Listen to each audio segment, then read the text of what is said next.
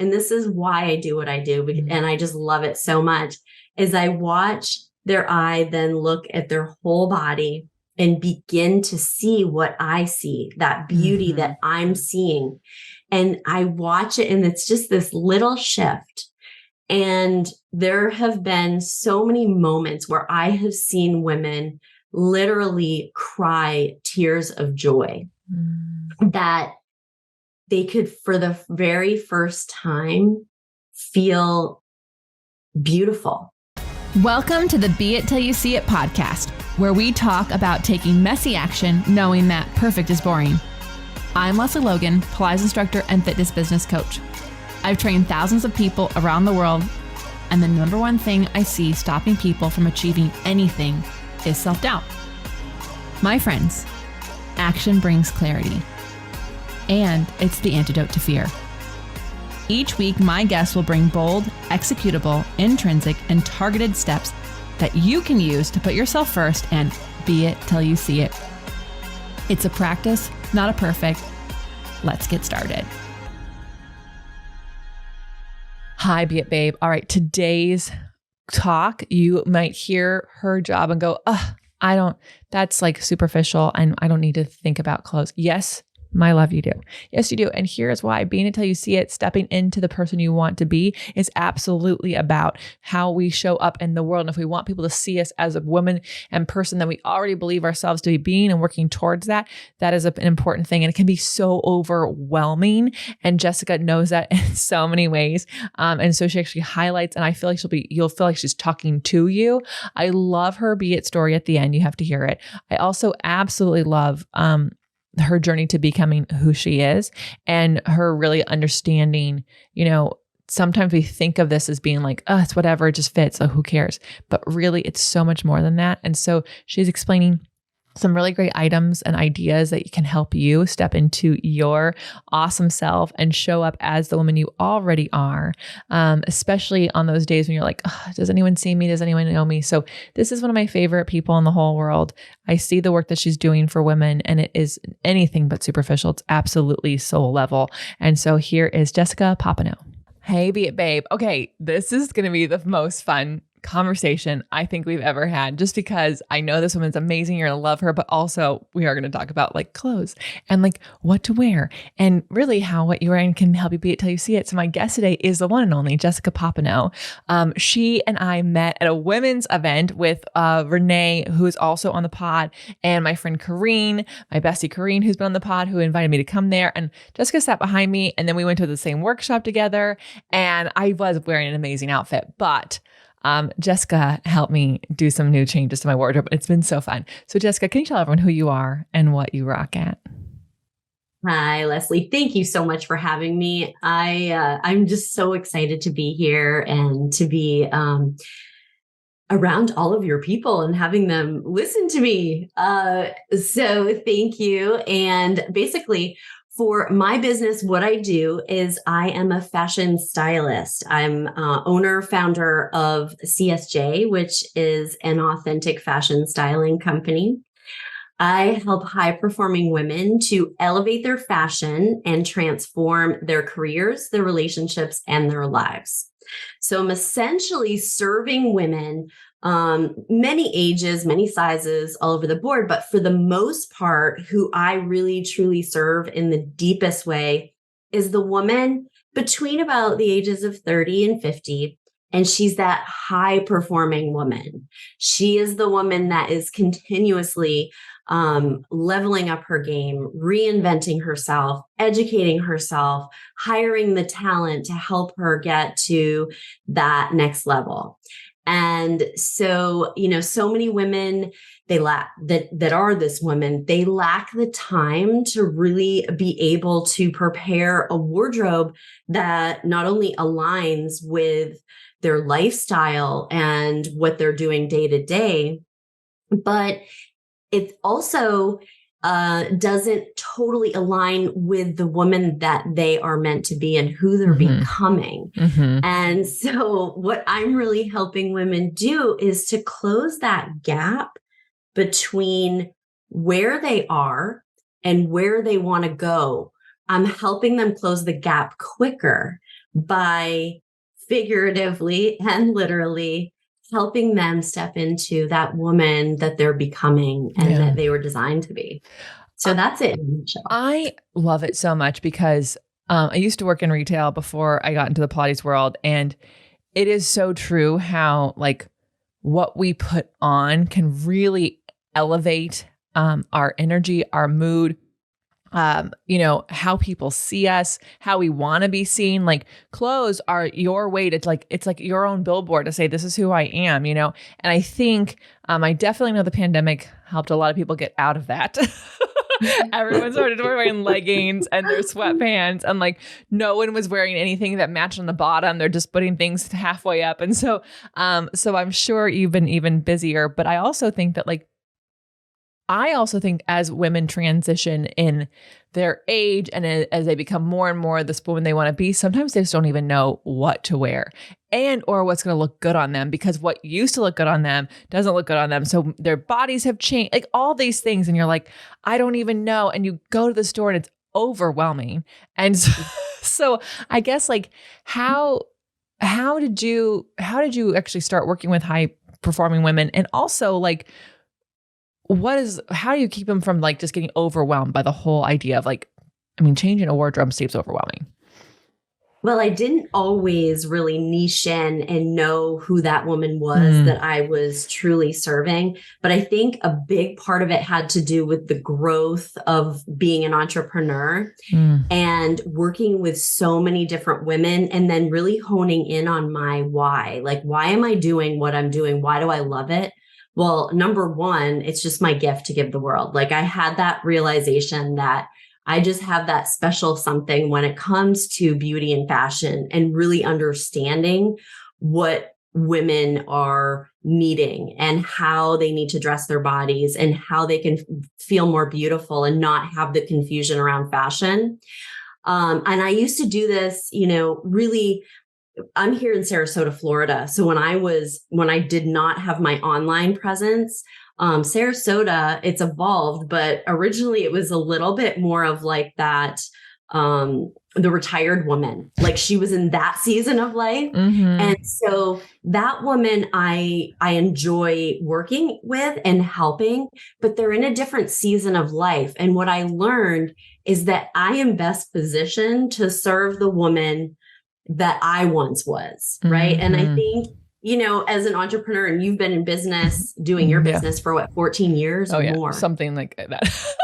And so I'm sure for the years, there's this self-discovery that happens. And there's also this, like, at some point, realization like that you really want that reward, that transformation for the other person. Because when you're in a business for a long period of time, or you're living out your dream of what you're designed to do, you want to really offer the biggest impact and serve as deeply as you can. So I guess that's my somewhat long answer.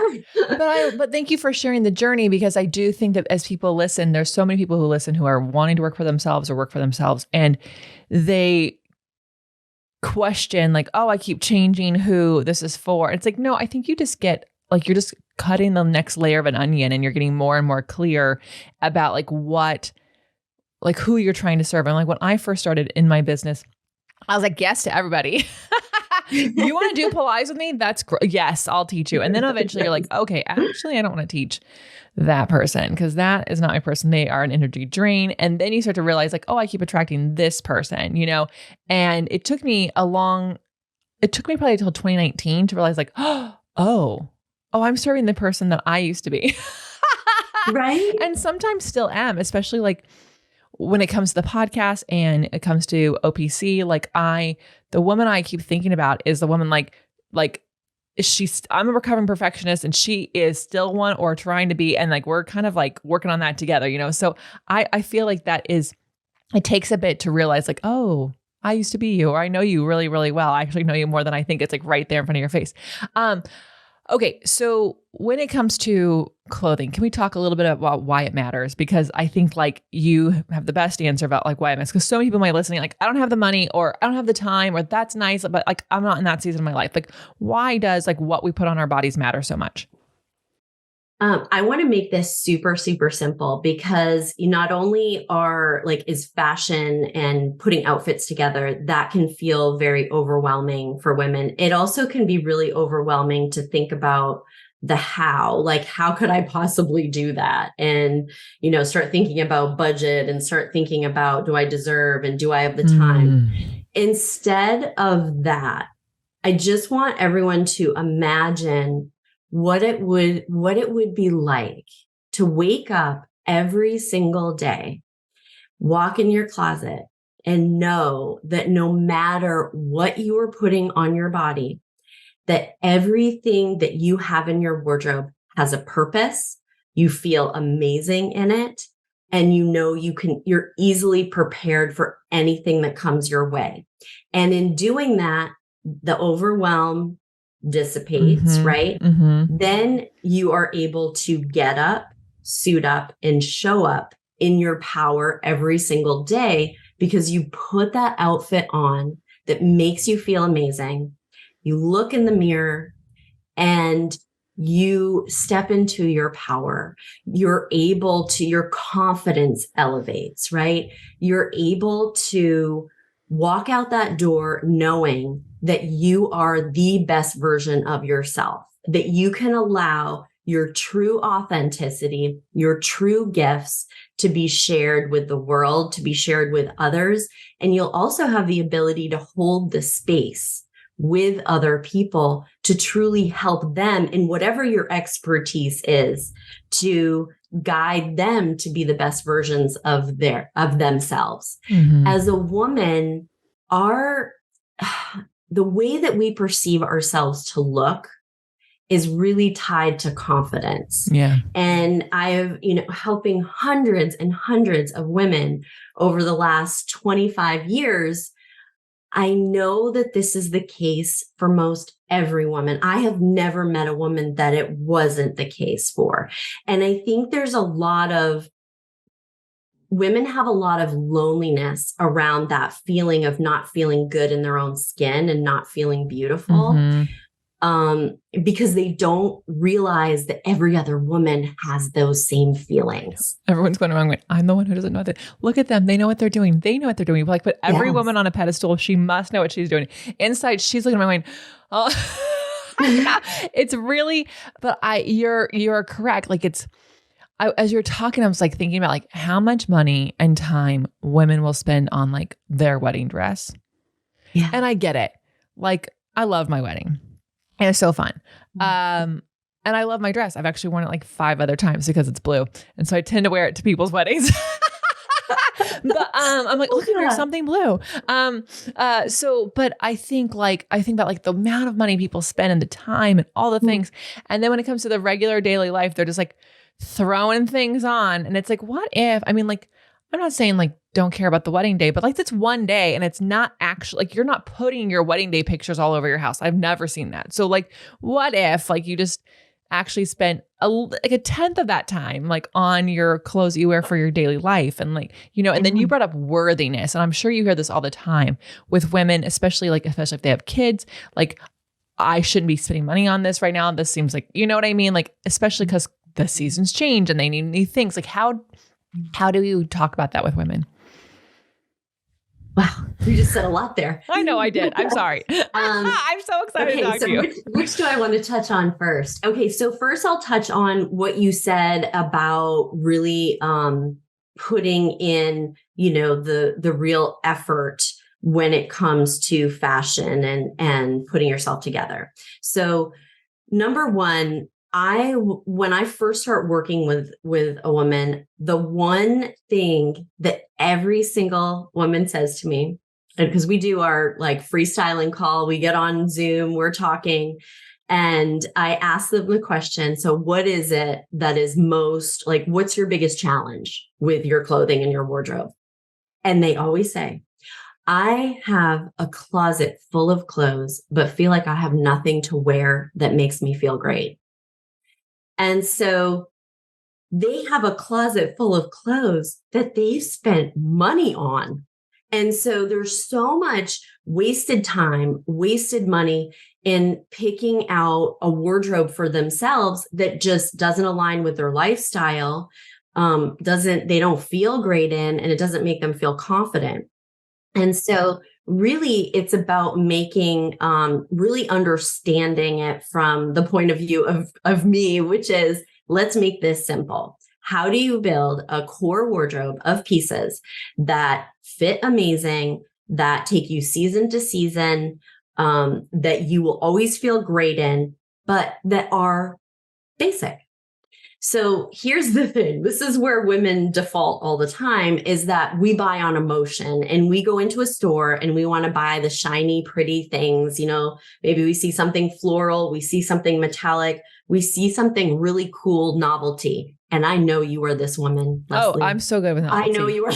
I'm really great with novelty. I know this is your and so what happens is, I will actually see people's wardrobes with a closet full of novelty, or even like fast fashion things that they didn't spend a lot of money on for that one item, but they have so many of that item. They've just like spent so much money, but they don't have good basics. Right. So that's the first thing, like, get down to the basics and really hone in, because you don't necessarily need to have an abundance of clothes. You need to be strategic about what those pieces are. And in speaking of the worthiness, so, I am a mom of 2 boys. I grew up with a lot of feelings of unworthiness. So I'll just give you like a little brief overview story, because this will kind of help you to realize how I'm able to work with other women in this way and hold the space with them to get on the other side of that feeling.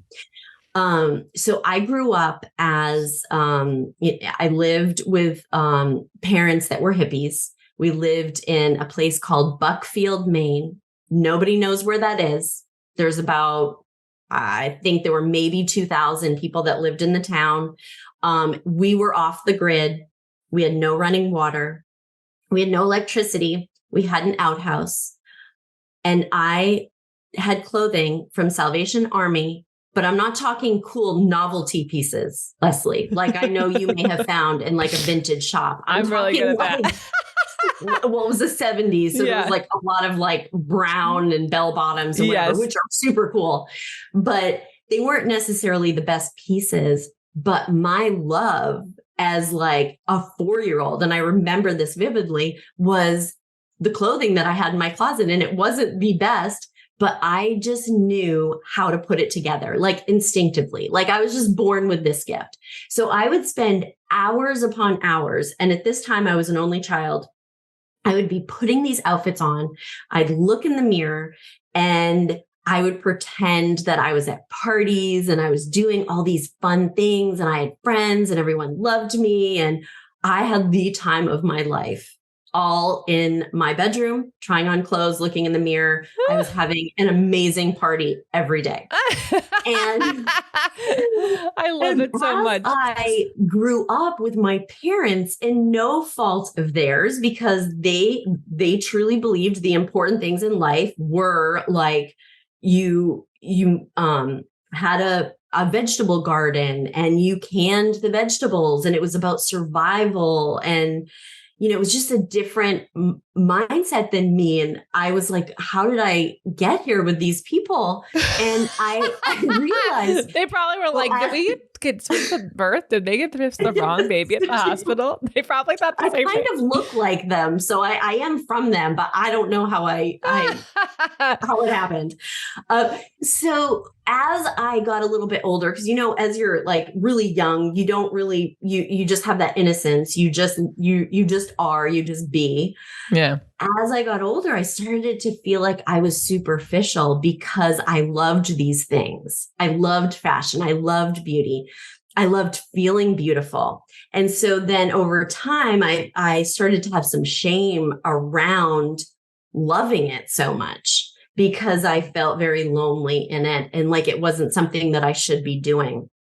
And so I started to feel really not good about who I was, or even worthy of of, making these outfits or feeling beautiful. Like it was almost like waste of time or like, or the shamefulness because your family's like, the most important thing is the garden. You're like, yes, but I look good in this outfit and I love putting this outfit together. Yeah, I understand. Like it just doesn't feel like it aligns or that you belong. Right. I didn't feel like I belonged. And there were times, in my childhood, I felt invisible and I felt alone. And so I understood that feeling, but I also, on my superpower, because of how I grew up, because instead of watching TV, I was reading or I was listening to this thing on the radio called Spider's Web when I was growing up, and they tell stories. So my superpower was like, I could close my eyes and imagine being anywhere but where I was. And I could imagine, I knew there was something better. I could create a whole life for myself in my mind. And so I had these feelings, but my superpower was my imagination. Yeah. And I ended up, I left Maine. My parents divorced. I left Maine. I moved to Winnipeg, Manitoba, Canada, the big city. It was a big city in comparison to the 2,000 people that were in the small town.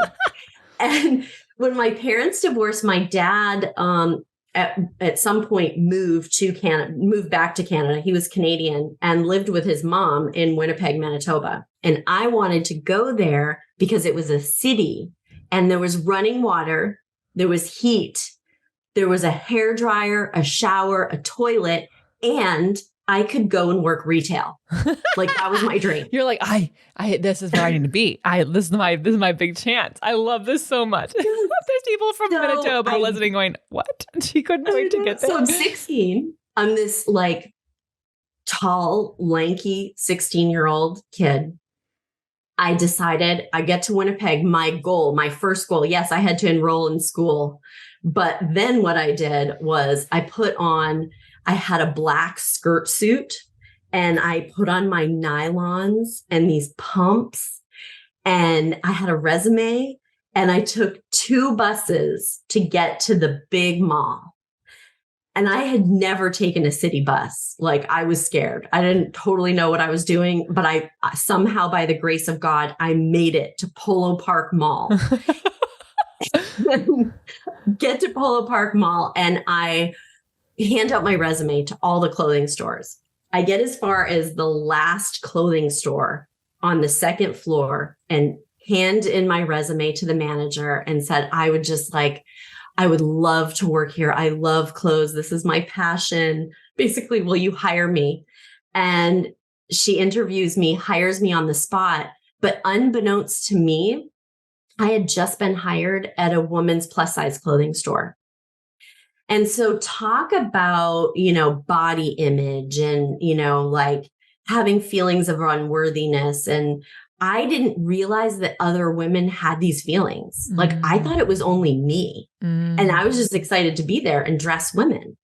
So I start my very first day as this tall, lanky 16-year-old girl and realizing that I had just been hired at a plus size clothing store. And as women walked in, they would not even look at me, let alone let me help them. And I destroyed me because I thought, well, why wouldn't they want me to? I didn't see myself as like the skinny, scrawny and them being plus size. That's not what I saw at all. Yeah. I just wanted to put clothes on them and make them feel beautiful. Yeah. And so I watched them come in. They grab like handfuls of clothes, go in the fitting room, and then come out with nothing and like buzz past me. I feel like that's almost like every woman. Like I think like every woman, I don't care what your size is. I feel like a ton of women go into the dressing room and they come out with nothing. Or they come out with something they already own. They've already bought. It already exists in their closet. Anyways, I interrupted you. Buying duplicate. Yes. And that's another thing. Waste of money buying duplicates of the same exact thing. And it still doesn't work. But yes. So then I started to see some of them would come out, they'd look in the mirror. I'd be watching at their expression, right? Of like not feeling good about their body. If, something didn't look good on them. But then I also started to see what did look good on them. Mm-hmm. And so I started to imagine like I had always done. And I started to see what the pieces would look like if I put them together in such a way. And I saw it in my mind because I'm a crazy creative. And eventually, once these women would start to leave the store, I would say, excuse me, clearly you came here for a purpose. You parked in the parking lot and you came to the top floor at the furthest store that you could come to. And you definitely must have had a purpose in coming. Like, obviously you need something and it looks like it didn't work out today. What do you have to lose? Give me a try. And so that's really how it all began. And I started to learn how to transform women's lives through fashion, beauty, and then that transferring to confidence. And I'd watch them as I would dress them. They'd look in the mirror. And every woman, and still to this day, every woman, it doesn't matter plus size or what size they are really, their eye, when they put clothes on, their eye goes right to the area of their body that they don't like, that they're shameful of. Right. And they focus and hyper focus. And what happens when you hyper focus on something is it becomes bigger and it becomes worse and it becomes more shameful the more energy we put there, right? And so I started to learn how to teach these women how to highlight the best areas of themselves instead of seeing that area and just automatically wanting to cover it up. Right. And like, that's you actually like, I was thinking like, I want to make sure we like touch on like what, if you don't like an area of your body, is the best thing to like wear the biggest flowy, like no shape thing? What is the best thing to do? And you just said, and this is so key, everyone needs to listen. You said, highlight the best part. So it's not about covering up or hiding the part you don't like. It's about drawing attention to the best part of you. Cause that's what people are going to see anyways. But you need to see it. I think we are the person who needs to be shown it. Yes. But it's a matter of, so it's a pretty intimate thing. So, you know, now what I'm doing, working one-on-one with women, you know, all over the United States now and a little bit into Canada, as well as locally here in Florida, you know, holding that space with a woman that is feeling revealed in front of another woman. Like they're looking at themselves in the mirror and they're seeing that shameful place and they're not, you know, when you feel shame, your initial, you know, like the human response is to isolate, right? And you don't want to be around someone else in that space, but they're allowing themselves to be vulnerable with me so that I can hold the space for them in that moment and then show them how to do it.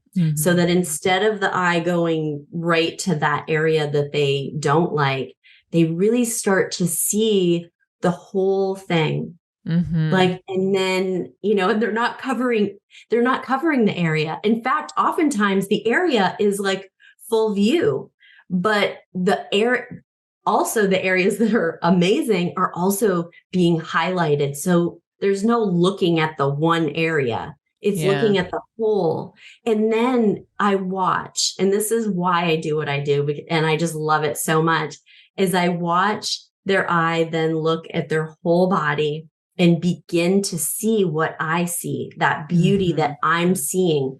And I watch it and it's just this little shift. And there have been so many moments where I have seen women literally cry tears of joy that they could, for the very first time, feel beautiful. And there's some women and like women that I've helped that are older that have said, I have never had this feeling in my life. I have gone my entire life, been a mother, worked, you know, many jobs, had, you know, high level positions, whatever it may be, but I've never felt truly beautiful. Here's the thing that's so fascinating. We're told that like what we dress and like what we're wearing and all that stuff is superficial. But as I like, because you sent me some amazing clothes, I'm like, oh my God, look, because I stopped doing retail and I started wearing leggings 6 days a week. So it becomes like, what's an outfit? But you go, oh, this is how I feel. This is how I want it. This is amazing. Like you step in, you be the person, you show up as the person you've always want people to see you as. And somehow we've been taught, and this is like, I feel like people just trying to make us stay down and stay small, that the clothes are superficial, but actually like when they make you feel like the best version of yourself, how is that at all superficial? And that is only deep and like from the soul, because it lets you shine and it helps you take up space in every place that you are. I think it's amazing. Are there quick tips for people who have the closet full of things that nothing to wear? How do they just like purge it out? And what are the top basics they should be getting?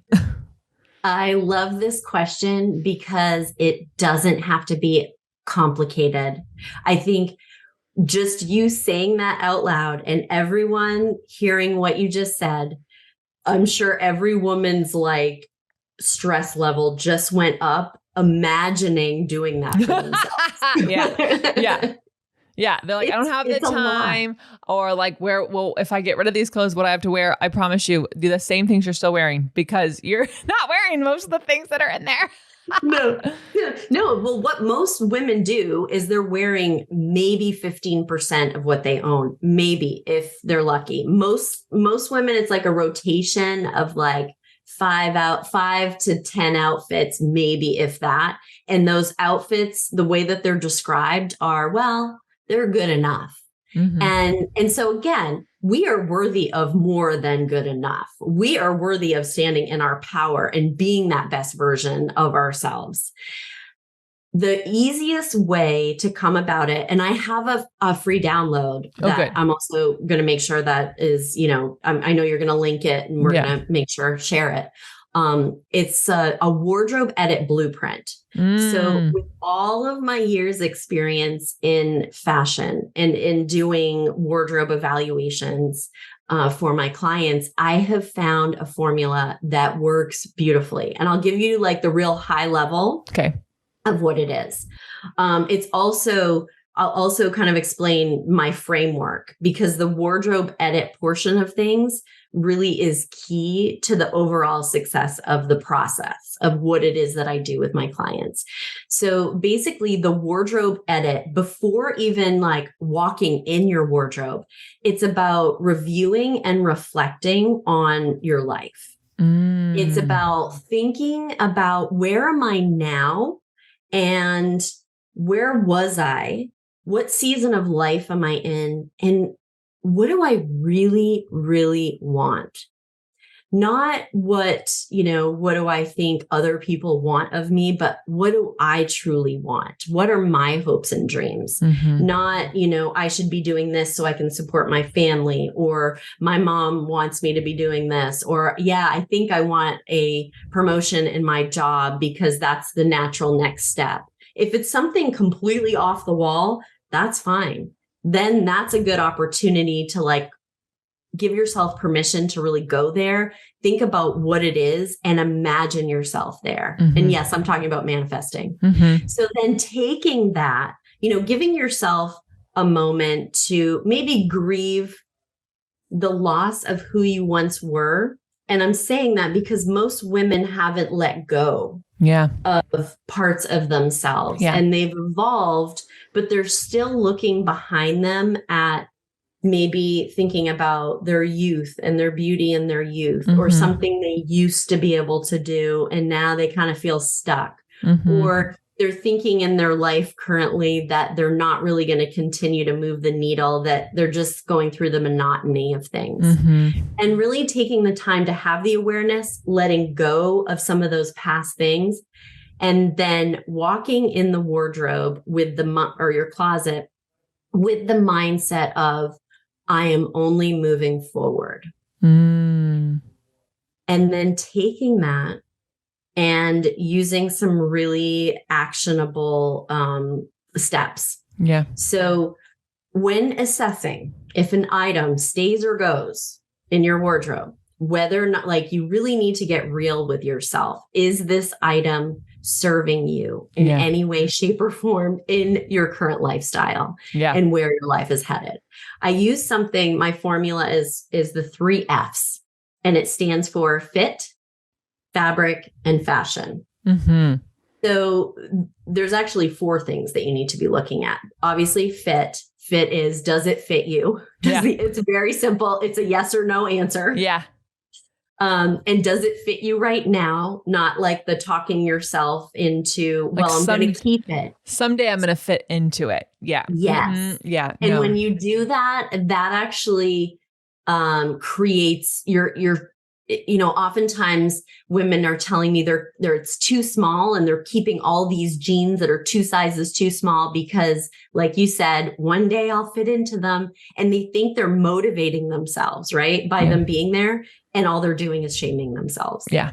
And any woman that says, I want to keep those items, that I spent a lot of money on them. And I definitely know I'm going to get into them one day, or I'm in the process of losing weight. Take those pieces and remove them from that immediate space. You don't need to be walking in your closet every day seeing them. No, not a good idea. Yeah. Fabric. The fabric is a big one. This is a critical part, and not many women are educated on this. So, and I won't get too in depth because I don't want to confuse people, but this is how to know if your fabrics are good or need to be retired. Is the item pilling? Is it faded? Does it look like it's been washed 50 million times and it no longer, if it was once black, it maybe looks like a light charcoal? I mean, that's kind of an obvious one. Yeah. But sometimes we don't really think about it. We just keep wearing it. Yeah. Yeah. For denim, this is a huge one. And most people, when I tell them, never have been educated on this. So jeans, how to know if the fabric is compromised. If you pick up your denim and it's without it being on your body, and right in I'm going to say the crotch area, right where you'd be sitting and there'd be like that little crease. If you see little bubbling in that area, that means that the fabric is compromised.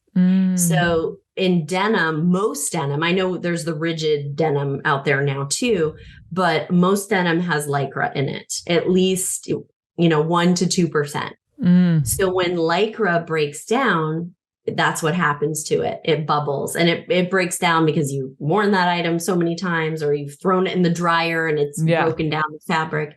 But when it's bubbling, it is not doing its job of smoothing and lifting and all of those things. So you may put the jeans on and be like, well, they're fine, they fit, but they're not really doing what they're meant to do. Yeah. Ooh, these are great tips. I think this is really fun. Okay. My goodness, I feel like we can talk to you forever, but thank goodness you exist in this world and you have so many great resources for people. We're going to take the quickest break, and then we're going to come back and find out how people can get this guide and work with you and like really just be it till they see it, especially with their clothes. I just thank goodness you exist. All right, Jessica, where do people find you, work with you, follow you, all those things? So my website is csjstyling.com. I would highly recommend that, and we'll link it, in the show notes or whatever. Everything will be. The free wardrobe blueprint. I would also highly recommend to follow me on social media. On Instagram, it's at the Jessica Papineau. Customized Styling by Jessica is my handle on Facebook. And then it's also my handle on YouTube. I try my very best to offer as much value on all my platforms as I can. You can work one-on-one with me currently. And I think I may have already given you my, the link to request a free styling call. Yes. So all of that's going to be in the show notes. You guys request a styling call. I promise you have nothing to lose. You only have things to gain because you're going to get clarity around what you like. There's something about feeling seen by someone else who only wants to make sure you shine, and yes, that's what I want to do when I coach people. And that's what we've had different guests on, but you actually help people show up as the person they want everyone to see in this world. And so there's really something nice about having that piece be completed in your closet with what you're going to wear. Yes. So we'll have that in the show notes. Yes. And then bigger than that, I have some really exciting news and some amazing things on the horizon. So definitely, follow me, stay tuned for more. Mm-hmm. I am creating an app right now, a styling app. I've decided, I can continue to help women one-on-one, but how do I influence and impact masses of women that all need this? Yeah. And we're going to do this through an app. I have a digital course coming out, Oh my a gosh. 3-tiered membership, a community where they'll be teaching on tips and tricks and webinars and guest speakers. I can't wait to bring in even people like yourself, Lesley, as a guest expert coming in. And I want to offer value in all areas. Yeah. This is a very holistic approach. I mean, I think that that's one of the reasons why we get along so well, because everything that we do is very holistic. It's not like this is the one thing you need to change your life. It's no, this is part of the things you're already doing to change your life. This is very much part of that. And it really helps complete the package. Before I let you go, be it action items, bold, executable, intrinsic, targeted steps women can take to be it till they see it. What do you have for us? I have learned that when you give yourself permission, like we talked about, to review and reflect on your life and imagine what you truly want, what your dreams are. And then the way that I take the actionable steps is I write them down. I think about what that thing is, what that goal is, what I really want. And I give myself every morning to write down something that can be an actionable step that can get me closer to that one thing. So just as an example, when I first started my business and I imagined, and it's now become bigger than I ever could have imagined, but when I imagined the woman that I wanted to be and how I wanted to work with other women, I lived my life every day as if I was doing it. And how I did that, I'll just give a very small example. In the very early days, before I even had many clients, I had a handful, and that was about it. I would, I actually, when I first, like day one of my company, I actually wasn't, I thought I had completely prepared for it and booked out all my appointments. But where I was working, the woman let me go. Like I gave 2 weeks notice, but she was like, you're going to take all my clients, like get out now. And I'd worked there for 8 years. So I took 24 hours to cry. And then I got up and I took a shower and I made myself up in the most beautiful way. And I left the house and I went to an area of the city that was all shopping. I had my business cards. I walked into every store. I helped women in the store. I saw people that I knew and they asked me what I was doing. And I said, I am shopping for my clients. And here's my business card. I'm a little bit booked out right now, but why don't you grab your phone, pull up your schedule. In 2 weeks, I have an appointment on this day at this time or this day at this time. Yes. And I would book my people. I would book the people. And I also started building relationships with the stores. And they said, we've never seen anything like this. We want to pay you commission to sell our clothes when you bring your clients here. Every single person in all those stores thought that I was shopping for someone those first 2 weeks. And I just lived it as if I was doing that.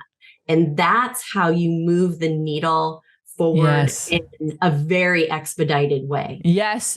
Every person listening. Yes. So I tell people this, I tell women this all the time when it comes, I'm like, you have to like go out and like talk to people, and they're like, I'm so shy. I'm like, you're nervous and you're scared, but like, you teach people for a living. So obviously you can talk to strangers, but if you get so upset, like, oh my God, they're going to find out. And I love so much that you did this. I love that you did this. That's a great story. One of the best I've heard. So thank you for sharing that. And I love that you're like, no, we're going to book out. And everyone's thinking that I'm shopping this week, because you were also like, you were shopping for clients. Yes, I was. Oh my gosh. I'm obsessed. Okay. Do you have any be it action items for us though? Oh, the action items. Yes. Oh, I love this. I pick 3 for per week. And it may seem small, but for it compounds itself when you take these action steps. So I think about my end game for like the week. What are my goals for the week? And then I work my way back. What are 3 things I can do? If I want by the end of the week to have 2 new clients, what do I need to do to get there? And I write down every single day, I'm going to put something out there on social media about my wardrobe edit blueprint, for example. Yeah. Or I'm going to call per day 3 clients that I haven't heard from in a year or in 6 months or whatever it may be. I just pick 3 different action items to go along with that thing that I'm focusing on, either for that week or maybe it's for the month. I think that's great because too often we put down 17 things we're going to do that day. And it busies ourselves that sometimes half of those things have nothing to do with the actual goal. We just tell ourselves that they do. And if we don't change, then nothing changes. And so you're like taking like, what is the goal for the week or the month? And then what are 3 things I can do today? That's what I'm going to do. That's brilliant. And it's simple. And also like too often we don't do it because like, oh, only 3 things. I should do 15 things. You know what I think it is, Lesley? I think it's more than that. I think it's that we want immediate gratification. And action steps that you need to take if you want something that's really big and really meaningful to you, you have to put in the work and put in the deposits. And so it's a long game. It's not an overnight game. It's not a snap your fingers and it's done. So I think people think if they take these action steps and they don't see results right away, that they just kind of give up on it. Yeah, I think you're right. I think you're really right on that. Well, my dear, I get to see you in real life like before this episode comes out. So by the time this comes out, we've gotten to see each other in real life for the first time in many months. Thank you for being you. Thank you for making people realize that fashion is not superficial. It's actually like really helps us show up as the woman we are, that we want to be, and let people see that fully and also in our best self. So just thank you for the work that you're doing. You're changing lives everywhere. And y'all, how are you use these tips in your life? Make sure that you tag Jessica. Make sure you tag the Be It Pod. Share this with a friend who maybe thinks that like fashion is not for anything more than function because she probably needs it the most. And until next time, be it till you see it. That's all I got for this episode of the Be It Till You See It podcast. One thing that would help both myself and future listeners is for you to rate the show and leave a review. And follow or subscribe for free wherever you listen to your podcast. Also, make sure to introduce yourself over at the Be It Pod on Instagram. I would love to know more about you. Share this episode with whoever you think needs to hear it. Help us and others be it till you see it. Have an awesome day. Be It Till You See It is a production of the Bloom Podcast Network. It's written, filmed, and recorded by your host, Lesley Logan, and me, Brad Kroll. It is produced and edited by the epic team at Diseño. Our theme music is by Ali at Apex Production Music, and our branding by designer and artist Gianfranco Cioffi. Special thanks to Melissa Solomon for creating our visuals and Semena Velazquez for our transcriptions. Also to Angelina Herrico for adding all the content to our website, and finally to Meredith Kroll for keeping us all on point and on time.